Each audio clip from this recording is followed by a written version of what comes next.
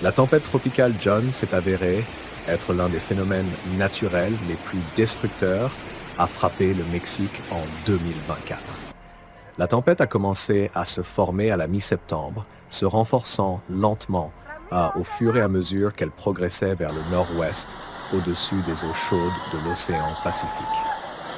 Bien qu'elle ait été initialement considérée comme une tempête tropicale modérée, l'intensification soudaine des vents et l'augmentation de la pression ont conduit à son développement rapide en un ouragan de catégorie 3, surprenant à la fois les météorologues et les résidents des zones côtières du Mexique. Après que John ait atteint sa puissance maximale, son épicentre a frappé la partie sud du Mexique, touchant les États d'Oaxaca, de Guerrero et de Chiapas. Des villes côtières comme Acapulco et Puerto Escondido ont subi le choc direct des vents violents. Avec des rafales atteignant 190 km à l'heure, les vents ont arraché les toits des maisons, déraciné des milliers d'arbres et renversé des lignes électriques, laissant des dizaines de milliers de foyers sans électricité.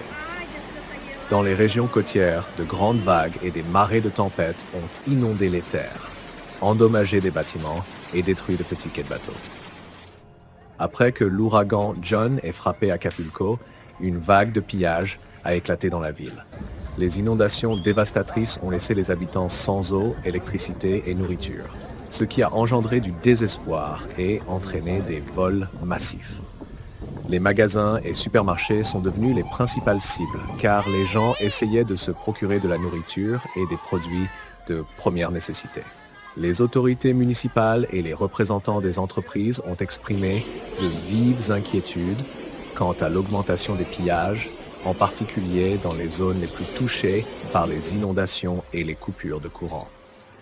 Malgré le chaos, certains magasins ont tenté de maintenir des prix stables et de fournir aux habitants les ressources nécessaires, mais le contrôle de la situation a été temporairement perdu.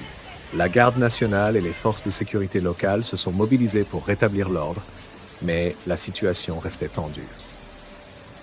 Le renforcement des patrouilles est devenu essentiel pour prévenir la propagation des pillages, car les résidents continuaient à faire face à une pénurie de biens et de services de base. L'une des conséquences les plus graves de la tempête a été les pluies torrentielles.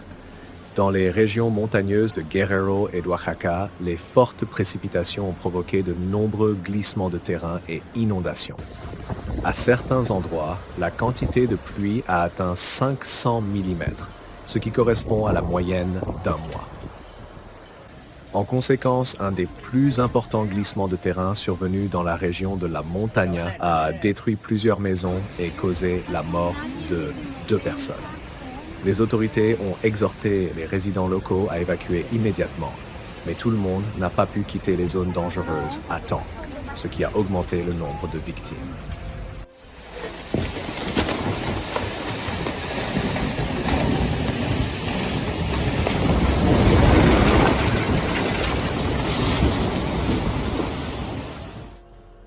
Le gouvernement mexicain et les services de protection civile ont réagi rapidement à la situation, déployant des milliers de secouristes et de membres des services d'urgence qui ont travaillé jour et nuit pour atténuer les effets de la tempête et secourir les victimes.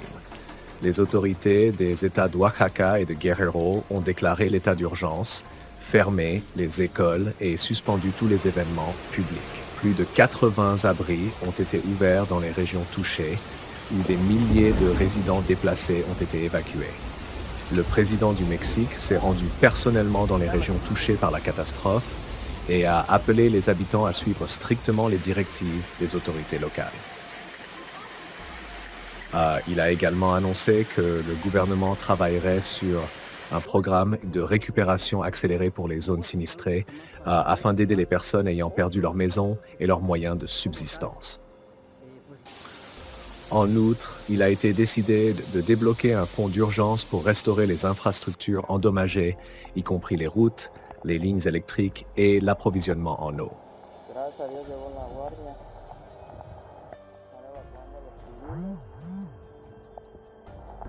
Dans plusieurs régions, l'activité agricole a été affectée. Les fortes pluies ont endommagé les cultures de maïs et d'autres récoltes importantes. Les agriculteurs locaux ont exprimé leur inquiétude quant à une éventuelle pénurie alimentaire dans les mois à venir, ce qui nécessitera des efforts supplémentaires de la part du gouvernement et des organisations internationales pour éviter une crise. Un problème majeur a été la restauration de l'électricité et des routes, bloquées par des arbres et des glissements de terrain. Dans les régions touchées, de nombreuses routes sont restées impraticables, ce qui a rendu difficile la livraison de l'aide humanitaire. Selon les autorités locales, la restauration des infrastructures pourrait prendre plusieurs mois, en particulier dans les zones montagneuses reculées, où l'accès à l'aide est extrêmement limité.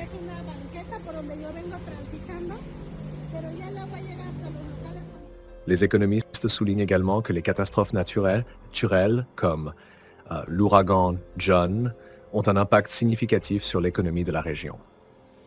Le tourisme, qui est l'un des secteurs clés des États côtiers, a été gravement touché par l'évacuation massive des touristes et la destruction des infrastructures côtières. À l'approche de la haute saison touristique, les pertes pourraient être encore plus importantes si les travaux de restauration ne sont pas terminés à temps. Les pompiers argentins luttent activement contre les feux de forêt dans le centre du pays, où les températures élevées favorisent la propagation rapide des flammes à travers les forêts et les prairies. La chaleur crée des conditions idéales pour l'apparition et l'intensification des incendies, obligeant les autorités locales à prendre des mesures d'urgence pour protéger la population. Malheureusement, le feu a déjà atteint des zones résidentielles, entraînant l'évacuation massive de centaines d'habitants des villes de Los Cocos et Capilla del Monte. Ces mesures étaient nécessaires pour assurer la sécurité des personnes, car les flammes menacent leurs maisons et leur vie. Des dizaines de blessés ont été signalés, y compris des personnes souffrant de brûlures et d'autres blessures. Selon les pompiers, maîtriser la propagation du feu s'avère extrêmement difficile. Les obstacles principaux ne se limitent pas aux températures élevées, mais incluent également les vents forts qui attisent les flammes et accélèrent leur progression. Les équipes de secours travaillent sans relâche, jour et nuit, pour empêcher l'incendie de s'étendre davantage. À ce jour, l'évaluation des dégâts causés dans les zones sinistrées n'a pas encore été entièrement réalisée, tandis que les autorités continuent de recueillir des informations sur les répercussions de cette catastrophe. La situation reste critique et de nombreux habitants espèrent que les conditions météorologiques s'amélioreront pour faciliter la lutte contre le feu. La comète Tsuchinshan Atlas brillera comme l'étoile polaire lorsque la comète la plus brillante de l'année sera visible depuis la Terre. Elle se dirige vers le Soleil et atteindra son point de rapprochement connu sous le nom de périgée le 27 septembre. Si la comète survit avec succès à ce rapprochement, elle pourra être bien observée depuis la Terre. L'histoire de la comète a commencé à la mi-janvier 2023, lorsqu'un observatoire en Chine a détecté un objet faible. À ce moment-là, la comète était très lointaine et peu lumineuse, mais des observations ultérieures ont montré qu'à l'automne 2024, elle pourrait devenir visible à l'œil nu pour les astronomes amateurs. Cependant, début juillet, un spécialiste des comètes a publié un article suggérant que la comète pourrait se désintégrer. Il a noté l'absence de brillance dans son parcours vers le Soleil d'avril au début de juillet et a observé que la queue de la comète était composée de particules plus grosses que d'habitude, ce qui indique un stade avancé de fragmentation. Malgré ces inquiétudes, on peut affirmer avec confiance que la comète non seulement a survécu, mais continue également son chemin vers le Soleil. Les astronomes attendent avec impatience la prochaine étape de son parcours, espérant voir ce magnifique spectacle cosmique dans le ciel. L'ouragan le plus puissant depuis le siècle XIX a frappé les États-Unis, forçant plus de 70 000 personnes à quitter leur maison. Dans l'après-midi du 26 septembre, l'ouragan Helen a touché la côte de la Floride avec des rafales de vent atteignant 225 km/h. C'est la première tempête de catégorie 4 à impacter la région de Big Bend depuis 1851. En raison de la tempête, des écoles, des aéroports et des routes ont été fermés dans tout l'État. Les ordres d'évacuation ont touché les résidents de 4 comtés, car les météorologues ont averti d'éventuelles destructions. Cet événement pourrait être catastrophique pour ceux qui vivent dans des zones côtières et basses. Wakula n'a jamais connu une tempête de cette ampleur, a écrit le shérif du comté de Wakula, Jared Miller, sur Facebook. Selon les prévisions, Helen devrait se déplacer vers le nord-ouest et ralentir dans la vallée du Tennessee vendredi et samedi. En raison de la menace de conséquences graves, le président Joe Biden a approuvé un état d'urgence pour la Floride, la Géorgie, ainsi que les Carolines du Nord et du Sud, et l'Alabama. Helen est un ouragan dangereux qui pourrait devenir une tempête qui se produit une fois par génération pour la partie occidentale de la Caroline du Sud et le nord-est de la Géorgie. Le gouverneur de Floride, Ron DeSantis, a confirmé un décès lié à l'ouragan. À minuit à Tallahassee, la tempête s'est intensifiée considérablement et de fortes pluies ont commencé. Certaines zones de la ville ont connu des coupures de courant. Les pluies ont également inondé la Géorgie, la Caroline du Sud, les parties centrales et occidentales de la Caroline du Nord et certaines régions du Tennessee où les gouverneurs ont déclaré l'état d'urgence. En Chine, une forte marée est observée dans la rivière Qingtan, atteignant environ 1,50 m, ce qui dépasse considérablement les niveaux des 2 jours précédents. À mesure que l'intensité de la vague de marée augmente, son impact visuel s'intensifie également, créant un spectacle époustouflant pour les habitants et les touristes.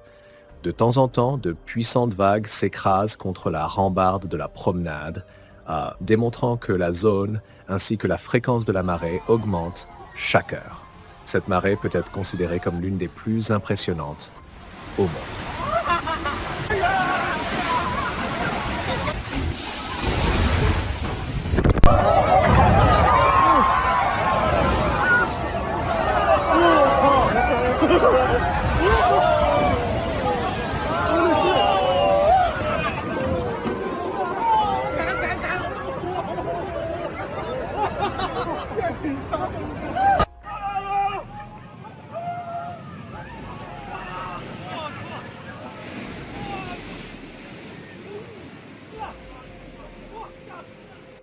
Aujourd'hui à Haining, dans la province du Jiangsu, un groupe de journalistes et d'amateurs de nature continue de surveiller la marée le long de la promenade, essayant de capturer des moments uniques en photo et en vidéo.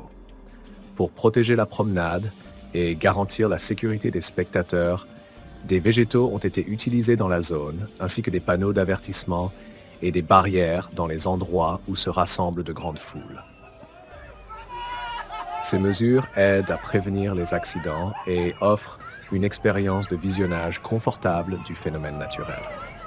Les organisateurs de l'événement exhortent tous les présents à suivre les instructions du personnel sur place et à ne pas escalader les barrières ni s'approcher du bord du barrage sans autorisation.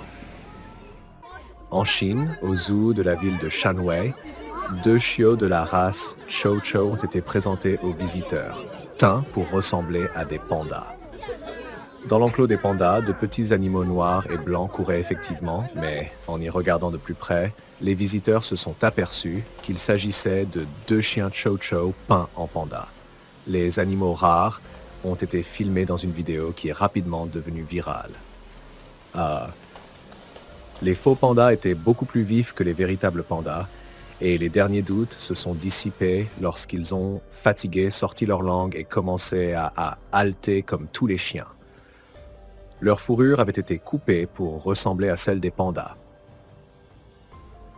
Le personnel du zoo a admis qu'il y avait effectivement des chiens peints dans l'enclos, mais a déclaré qu'il n'y avait pas de tromperie, car il n'avait pas présenté les chiens comme des pandas, mais spécifiquement comme des chiens pandas.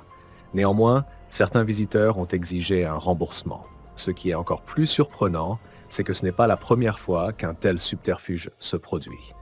En mai, un autre zoo chinois, dans la province de Taizhou, a également été impliqué dans un scandale similaire pour avoir peint 2 Chow Chow en panda.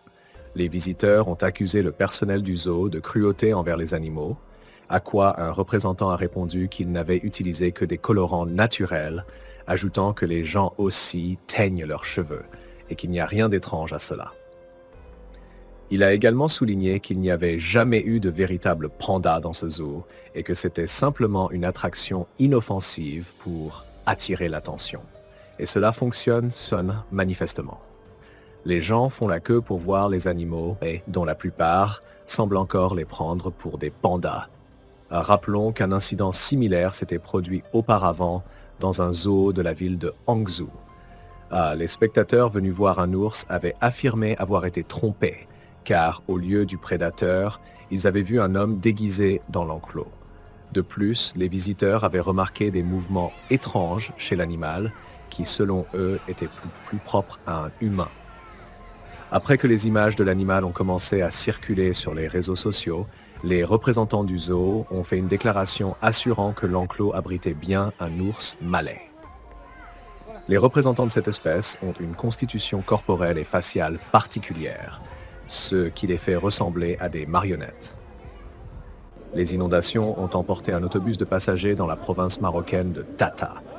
À l'heure actuelle, 2 personnes ont été confirmées décédées et 14 sont portées disparues. Il a été signalé que de fortes tempêtes ont frappé à la région la veille, apportant des pluies records qui ont provoqué l'inondation.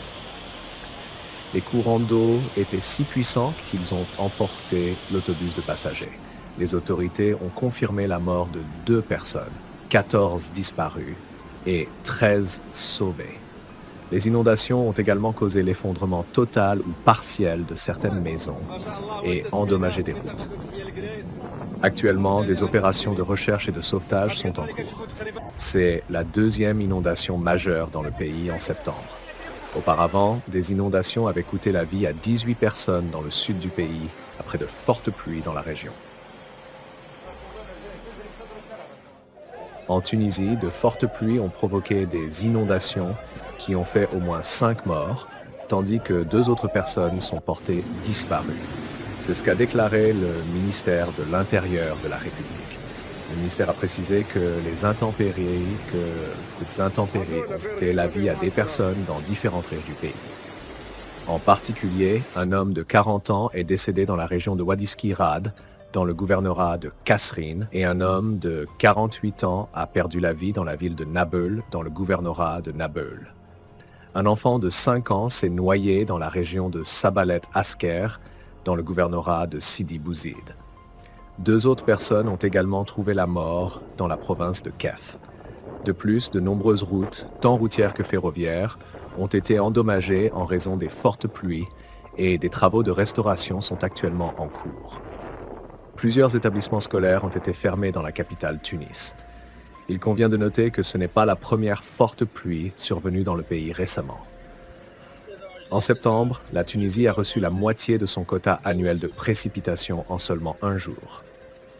De fortes pluies ont frappé le sud-est de la France, provoquant des inondations importantes dans la ville touristique de Cannes. Selon des rapports préliminaires, malgré les conséquences destructrices des intempéries, aucune victime ni blessé n'a été signalée parmi la population. Un représentant de la mairie de Cannes a déclaré que la ville n'avait pas reçu d'avertissement préalable concernant la tempête à venir. Bien que ces notifications soient généralement envoyées à l'avance pour préparer les services d'urgence. Cette fois-ci, la notification concernant les précipitations n'est arrivée qu'1 heure après le début des pluies, alors que les rues étaient déjà inondées. Le maire de la ville, David Lisnard, a annoncé son intention de demander des explications aux services d'alerte nationaux et régionaux afin de comprendre les raisons du retard et d'éviter de telles situations à l'avenir. Selon les services météorologiques, environ 36 mm de pluie sont tombés à Cannes en 1 heure, soit plus d'1 tiers de la moyenne mensuelle de la région. Les habitants et les touristes se sont retrouvés piégés dans les rues inondées, tandis que l'eau emportait les voitures stationnées et inondait les magasins et les restaurants. De nombreuses vidéos sont apparues en ligne montrant des torrents d'eau dévalant les rues, les transformant en rivières. Les services d'urgence ont été immédiatement mobilisés Et malgré les difficultés, les opérations de sauvetage se sont déroulées rapidement. Les autorités de Cannes ont déclaré que les dégâts causés par les inondations seraient évalués dans les prochains jours et que les entreprises et les résidents touchés recevraient une aide. Les pluies à Cannes font partie d'une chaîne plus large de tempêtes qui ont frappé l'Europe ces derniers jours. Quelques jours auparavant, la tempête Boris avait sévèrement frappé l'Europe centrale et orientale. En raison des fortes précipitations, il est tombé l'équivalent d'un mois de pluie dans des villes comme Bratislava, Prague et Vienne, provoquant des débordements de rivières et des inondations dévastatrices. De nombreuses localités en Pologne et en République tchèque ont été inondées et, selon les derniers rapports, au moins 7 personnes ont péri à cause de la catastrophe.